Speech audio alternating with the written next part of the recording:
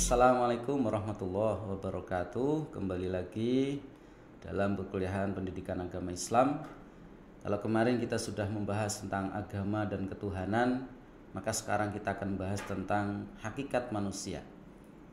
Kita sebagai manusia harus mengetahui hakikat manusia itu sendiri agar kita bisa menjalankan kewajiban kita sebagai manusia dan bisa memanfaatkan potensi-potensi yang kita bawa dengan sebaik-baiknya. Baik, coba kita lihat hakikat manusia.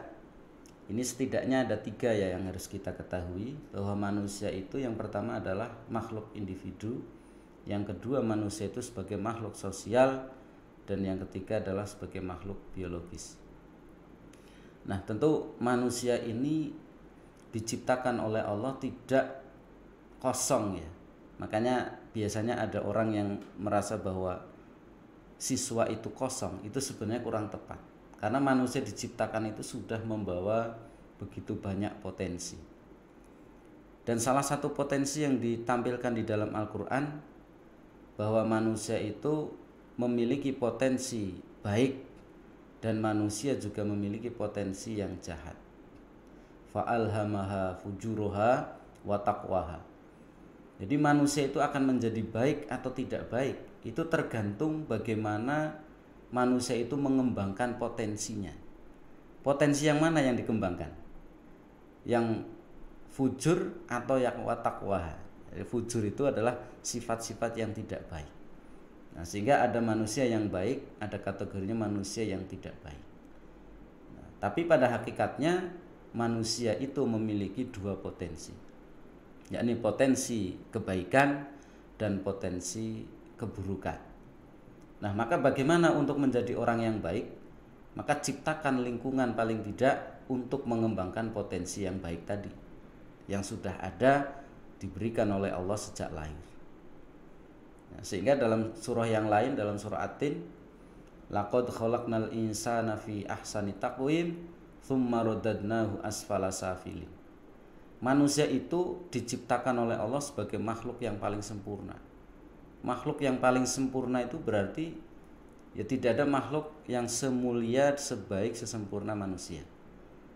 Ya, tetapi kesempurnaan itu ternyata tidak menempel pada orang dengan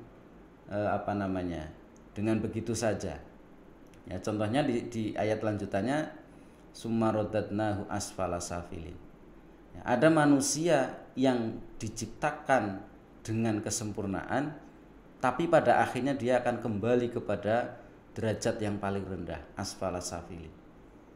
Nah, kalau melihat konteks penciptaan Adam yang diciptakan oleh Allah itu sebagai khalifah di bumi, adanya khalifah di bumi itu sebagai pemimpin di bumi, berarti manusia seperti inilah yang diharapkan oleh Allah menjadi hambanya Allah dan khalifah fil ardh.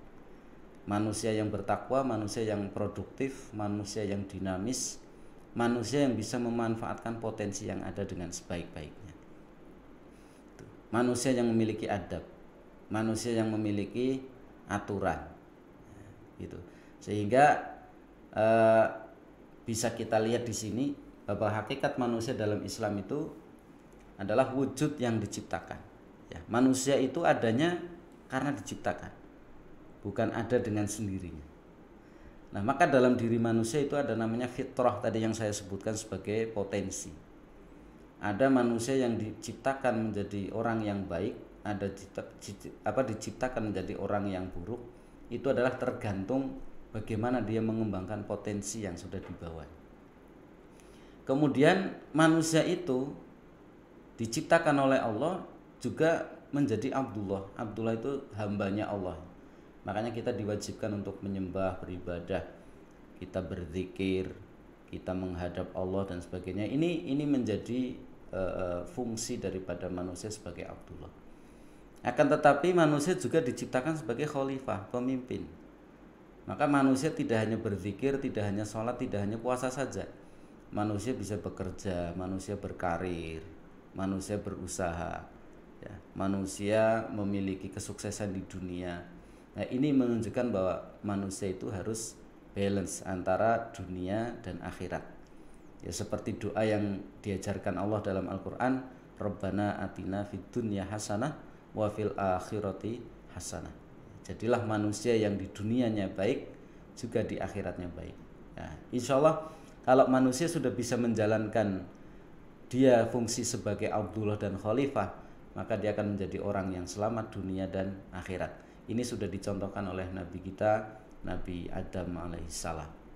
Dia adalah seorang kekasih Allah, tapi juga dia seorang manusia biasa yang layaknya manusia umumnya, yakni bekerja, bercocok tanam, bertani, berdagang dan sebagainya.